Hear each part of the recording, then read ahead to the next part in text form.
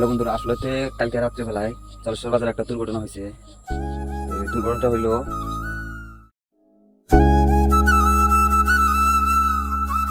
দুইটা বাস দুই লেগে ফুটে গেছে। একটা হলো আলম এক্সপ্রেস, আর একটা হলো চেন্নাই এক্সপ্রেস। তো বন্ধুরা,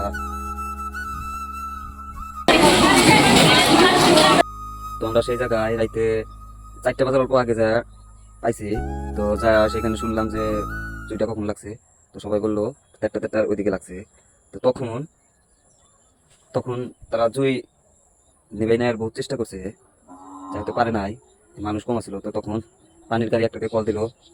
তো পানির গাড়ি কল দিছে, তো পানির গাড়ি আসা ধরছে। তারপরে লাহে লাহে বহুত মানুষ জমা হলো। তো আমরাও গেলাম সেখানে। যাওয়ার পরে বালতির থেকে সবাই পানি মারলো, পানি মেরে মেরে অবশেষে আগুন নেভানোর পর্যায়ে আইলো। তো তখন পানি গাড়ি এসে পাইলো।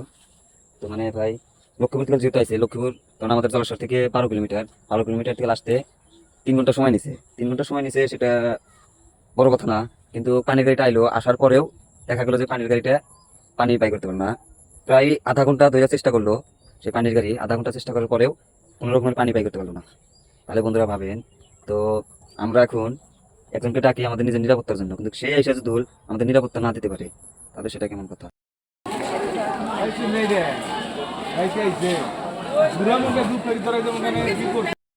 তো বন্ধুরা, পানির গাড়িতে এসে তো কোনো উপকারী করতে পারলো না। তো আমরা এখন দেখা গেলো আমরাই তো গাড়ির আগুনটা কোন নিবাইলাম। তো আপনার 2টা গাড়ি ছিল, 2টা গাড়ি পুইরা একদম সমস্ত কিছু পুইরা খারখার হয়ে গেছে। তো বন্ধুরা, আমার লাইফে আমি কোনোদিন এরকম দুর্ঘটনা দেখিনি, তাই জুয়া রাত্রে এরকম ঘটনা দেখলাম। 2টা বাস একেবারে পুইরা শেষ হয়ে গেল চোখের সামনে। আমরা কিচ্ছু করতে পারলাম না। অবশেষে নিবানোর পরে দেখি বাসের ভিতরে কোনো কিছু পয়সা নাই।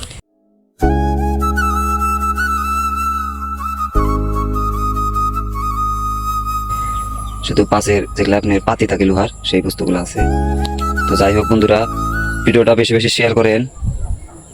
শেয়ার করেন এই জন্য, আমার জন্য বলছি না বন্ধুরা যে আমার জন্য শেয়ার করেন। শেয়ার করবেন এই জন্য যে যার গাড়িটা ক্ষতি হয়েছে, আলম এক্সপ্রেস এর মালিক আর চেন্নাই এক্সপ্রেস এর মালিক, এই ভিডিওর জরিয়তে যাতে তাদের কোনো ধরনের উপকার হয়, যাতে তাদের ক্ষতিপূরণটা পায় তারা ন্যায্যভাবে।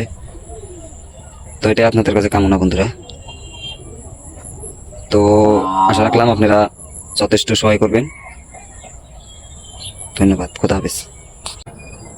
তো সবাই সজাগ হন।